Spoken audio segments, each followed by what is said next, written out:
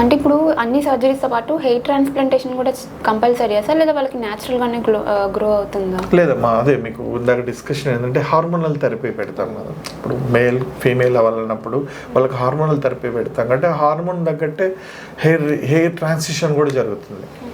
So scalp advancement techniques అని ఉంటాయి, స్కాల్ప్ని advance చేస్తాం so that hair line, hair pattern, hair transplantation surgery కూడా మేల్ని ఫీమేల్గా చేసినప్పుడు, ఫీమేల్ని మేల్గా చేసినప్పుడు ఏ ప్యాటర్న్లో కావాలో ఆ ప్యాటర్న్లో చేస్తాం.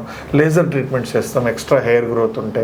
ఇప్పుడు ఫీమేల్ మేల్ అయినప్పుడు ఎక్స్ట్రా హెయిర్ ఉన్నప్పుడు తీసేస్తాం, I mean male to female అయినప్పుడు లేజర్ థెరపీస్ ఇస్తాము.